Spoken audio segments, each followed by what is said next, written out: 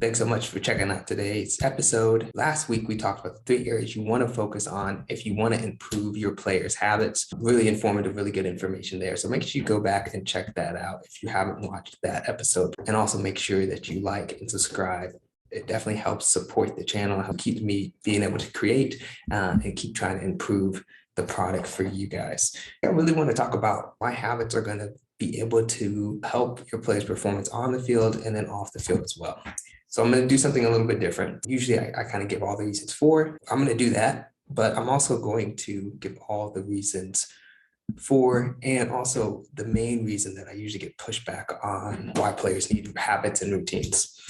You need habits to be able to keep you on track. If you're trying to always wait for inspiration or motivation, you'll never get started. And that can be in anything that you're trying to achieve. You can be trying to achieve something in sports, in school, even if you're out of school. If you want to learn something new, if you're waiting for inspiration, if you're waiting for the motivation, it's just not going to happen. There'll always be a reason why you can't do it. There'll always be a reason that you don't know enough. There'll always be a reason why you really shouldn't be doing this thing. There'll always be a reason why you can't do this. But if you have a habit, if you have a routine, it doesn't matter if you have the motivation to work out. It doesn't matter if you have the motivation to train, to eat right, to get vitamin rest. It'll be second nature for you. Having a habit, having the routine, having really the discipline that you have built up by just flexing this muscle again and again and again and again, it will allow you to be able to just have it second nature. And I think that's the biggest thing. The one that always comes to mind is by one of my favorite authors, Octavia Butler, talking about, habits are the things that keeps you motivated. And that kind of leads me into the second point, which is habits give you the structure you need. If you know every single day that you have to be up before school to get in your technical work in, get into your running, get in your training, your lifting, if you know that, it's able to structure what you do on a day-to-day basis. I recently heard Drew Hanlon. He's the coach, private trainer, NBA skills consultant, and he talked about how every morning he would have to be up in high school at 4:59, 5:15 he was at the gym, and he would have to make 850 three-point shots out of 1,000 before he went to class. That's insane. And if he didn't make that, he would come back in the afternoon and the evening to complete that.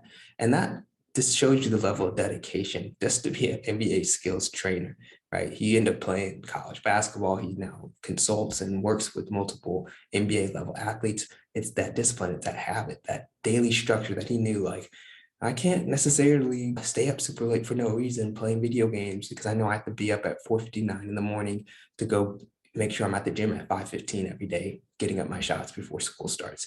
That structure, that discipline is really what enabled him to be able to perform at the best level.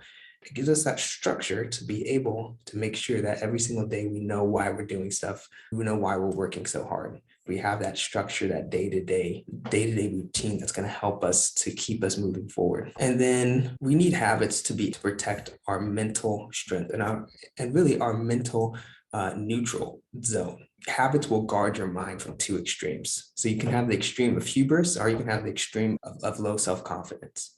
So if you have that extreme of hubris, it's because you've become cocky and you're saying, well, man, I'm the best player I know. I'm the best. I play on this team. I'm scoring this many goals. Or I'm starting every single game, or I'm stopping every single shot. It's so easy to fall into that cockiness and to really feel like, well, I'm the best player. And even you may not say that out loud, but your attitude will show that. But if you have good, strong habits that say, no matter what, no matter how well I'm doing, how poorly I'm doing, I still have to go put in this work, then you're going to be protected from having that dangerous level of cockiness, of hubris. And again, it's something that I've heard NBA players talk about. I've heard Duncan Robinson, JJ Redick, great NBA shooters who say, if I have a bad game, I'm not going to go out and put extra shots up. If I have a great game, I'm not going to go out and put extra shots up. I trust the work. I trust the habits. You can't change what you do because you had one good game. You can't go do more because you had a bad game. You have to trust your habits. You got to trust your routine that you built up. On the other side of the equation, habits will protect you from having low self-confidence because you have to be able to believe in yourself. athletes and artists are fascinating to me because you have to see something before anybody else. It really kind of requires you to win that battle in your mind. Like one of the people who I really respect in the writing world is an author called Graham Greene. And he had a rule that he had to write 200 words every single day regardless. And he often did more. 200 words does not sound like a lot, but it really helped keep those thoughts in his mind that kind of crept up on him. And I'm sure creeps up on a lot of people, which says, you're no good at this.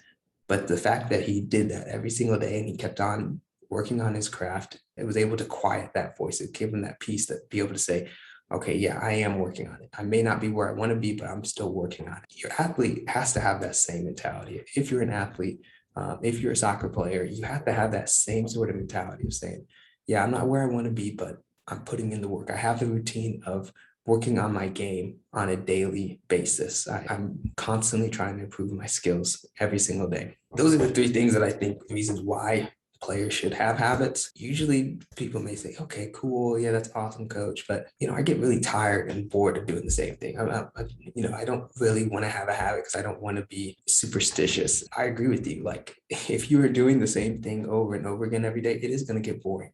But that's the beauty. You don't have to, just because you have a habit, just because you have a routine does not mean you're doing the same thing over and over again. There is so much on the technical side that you can be working on. There's so much on the physical, the mental, psychosocial, the tactical that you can be working on a daily basis. I'm not saying you have to go out and do what Drew Hanlon did, but what you can do is saying, well, maybe Monday I work on the technical side. Maybe Tuesday I'm going to go really focus on the physical.